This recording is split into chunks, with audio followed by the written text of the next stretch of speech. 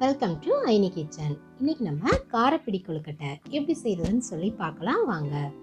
அதுக்கு ஒரு பேன்ல 2லேருந்து 3 ஸ்பூன் அளவுக்கு ஆயில் எடுத்துக்கோங்க. எண்ணெய் நல்லா சூடான பிறகு 1/4 ஸ்பூன் அளவுக்கு கடுகு சேர்த்துக்கோங்க. கடுகு பொரிஞ்ச உடனே 1 ஸ்பூன் அளவுக்கு உளுந்தம்பருப்பு சேர்த்துக்கிறோம்.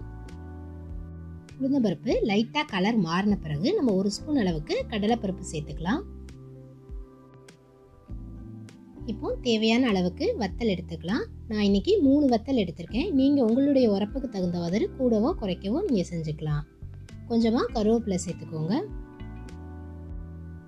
ஒரு 1/4 ஸ்பூன் அளவுக்கு பெருங்காயத்தூள்,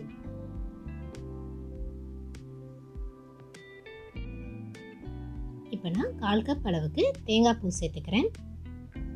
அடுப்பை நீங்கள் சிம்மில் வச்சே யூஸ் பண்ணுங்கள். ஏன்னா நமக்கு தேங்காய் பூவும் பருப்பும் கலர் மாறாமல் இருக்கணும்.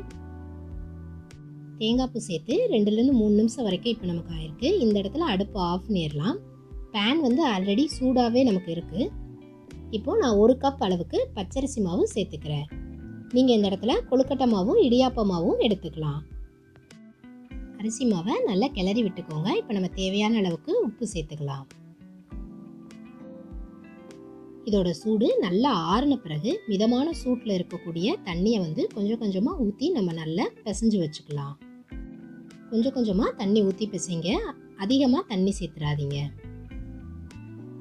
மாவு பிசையும் போது ரொம்ப அழுத்தம் கொடுத்து பிசைய வேண்டாம்.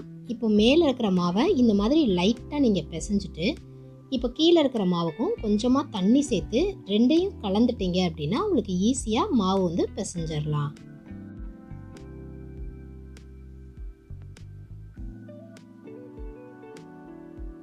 நல்லா இந்த மாதிரி பிசைஞ்சு வச்சுக்கோங்க.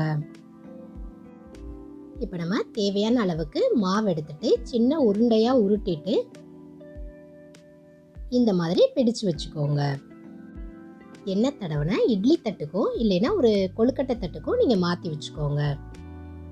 கொழுக்கட்டை நல்லா சாஃப்டாக வரணும்னா நீங்கள் இட்லி பாத்திரத்தில் ஊற்றுவோம் இல்லையா தண்ணி, அதை நல்லா சூடான பிறகு கொழுக்கட்டை பிளேட்டை நம்ம வைக்கணும்.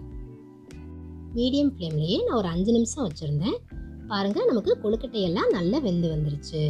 இந்த ரெசிபியை நீங்களும் உங்கள் வீட்டில் ட்ரை பண்ணி பாருங்கள். உங்களுக்கு இந்த வீடியோ பிடிச்சிருந்துச்சுன்னா ஐனி கிச்சனுக்கு சப்ஸ்கிரைப் பண்ணுங்கள். தேங்க்ஸ் ஃபார் வாட்சிங்.